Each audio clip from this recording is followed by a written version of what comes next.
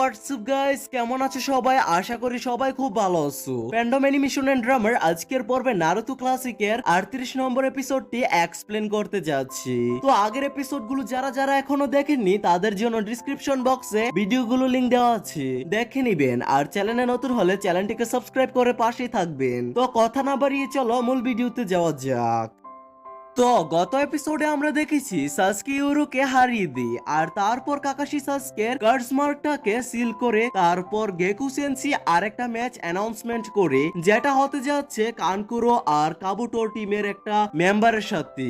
তারপর ওরা দুজন নিচে একে অপরের মুখোমুখি হয় আর ম্যাচ শুরু হয়। এখন সামনে প্রিলিমিনারি টেস্টের তৃতীয় ম্যাচ হয়। তখন দুজনের মধ্যে কানকুরো নিজের পেছনে থাকা ওই বাড়ি ব্যাগটা নামিয়ে নেয়। তো সবার প্রথমে মিসুমি কানকুরোর উপরে হামলা করে, আর কানকুরো খুব সহজে ওই হামলাটাকে নিজের হাতের মাধ্যমে ব্লক করে দেয়। কিন্তু মিসুমি তার শরীরের রাবারের মতো করে কানকুরোর পুরো শরীরকে ওই শরীর দিয়ে পেঁচিয়ে নেয়। তারপর মিসুমি কানকুরোকে বলে, তুমি যত নড়াচড়া করবে ততই তোমার কষ্ট হবে, এই জন্য হার মেনে নাও, না হলে আমি তোমার গর্দান ভেঙে নেব।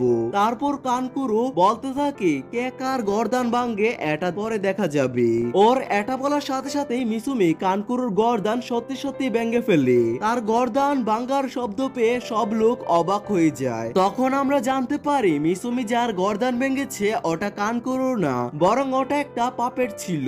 ওই পাপেটটা মিসুমিকে পুরোপুরি ভাবে আটকে ফেলে, আর আসল কানকুরো ওর পেছনে থাকা ব্যাগটা থেকে বেরিয়ে আসে।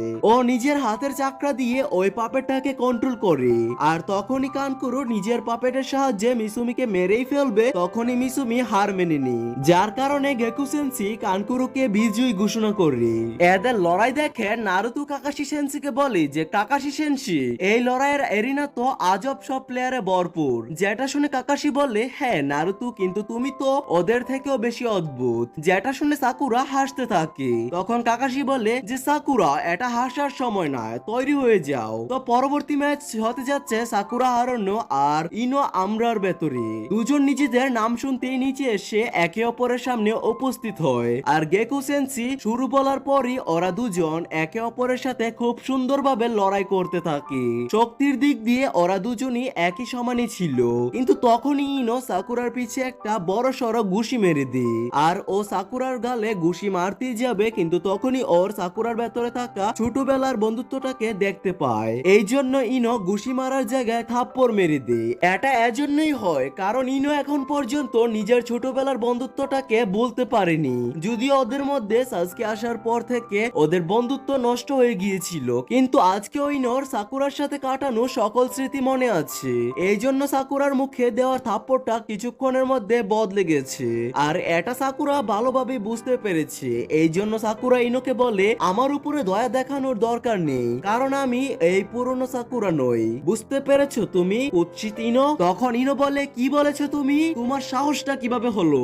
ইনো এটা বলার পরই সাকুরা নিজের মাথা থাকা বেল্টটা বের করে নিজের মাথায় বেঁধে ফেলে।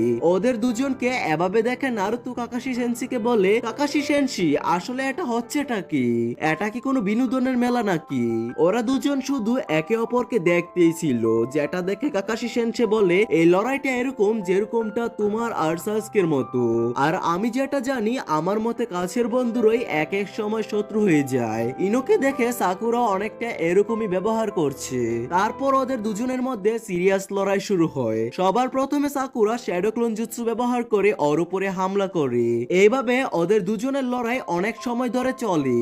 ইনো বুঝতে পারে না যে সাকুরা এখন এত শক্তিশালী হয়ে গেল কিভাবে, আর শেষ পর্যন্ত ইনো এই লড়াইটাকে শেষ করার জন্য নিজের সব থেকে special jutsu mind transfer jutsu apply করে। কিন্তু এগুলোর দেখে শিকামারু একদমই অবাক হয়ে যায়। বিশেষ করে এই জুৎসু অ্যাপ্লাই করার কারণে ও একদমই হয়রানি হয়ে যায়, কারণ এই জুৎসু বিশেষ করে তল্লাশি করার জন্য ব্যবহার করা হয়ে থাকে, কিন্তু এই জুৎসু লড়াইয়ের ব্যবহার করার জন্য নয়। যদি ইনো এই জুৎসু অ্যাপ্লাই করে সাকুরার উপরে আক্রমণ করে, তাহলে সাকুরা খুবই বিপদে পড়তে যাচ্ছে।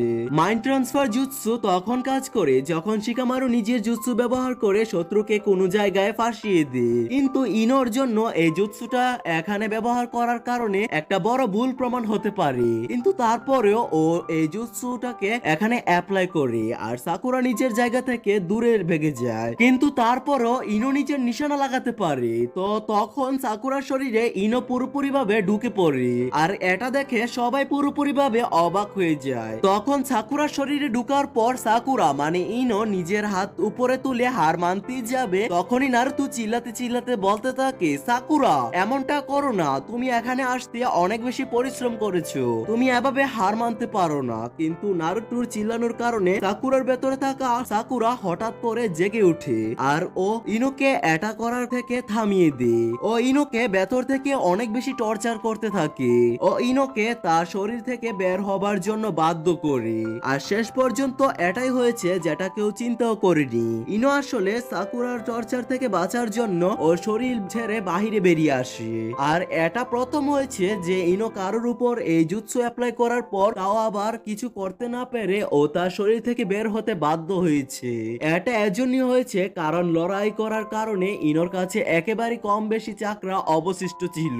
তারপরও যখন নিজের মাইন্ড ট্রান্সফার জুৎসু অ্যাপ্লাই করেছিল তখন নারুতোর চিল্লানোর কারণে ওর ভেতরে থাকা সাকুরা জেগে ওঠে।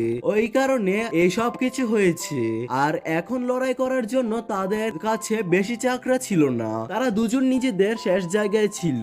ইনো আর সাকুরা দুজন একে অপরের দিকে খুবই দ্রুত গতিতে এগোতে থাকে আর পুরো শক্তি ব্যবহার করে একে অপরের খুবই জোরে ঘুষি মারে, যার কারণে দুজন দূরে গিয়ে পড়ে। ওদের চাকরা পুরোপুরিভাবে শেষ হয়ে যাওয়ার কারণে ওরা দুজন অজ্ঞান হয়ে যায়। এই জন্য গেকো সেন্সে এই দুজনকে ডিসকোয়ালিফাই করে দেয়। ইনো আর সাকুরা যখন তাদের শত্রুতামি শুরু হয়েছিল আর আজকে এই লড়াই শেষ হওয়ার পর ওদের শত্রুতাও শেষ হয়ে যায়। তারপর কাকাশি সেনসি আর আসুমা সেনসি নিচে এসে ওদের নিয়ে যায়। হারার পরও ওই দুই সেনসির ওনাদের ছাত্রছাত্রীদের উপরে প্রশংসিত হয়, কারণ সাকুরা আর ইনো আজ প্রথমবার নিজেদের লিমিটের বাইরে চলে গেছে।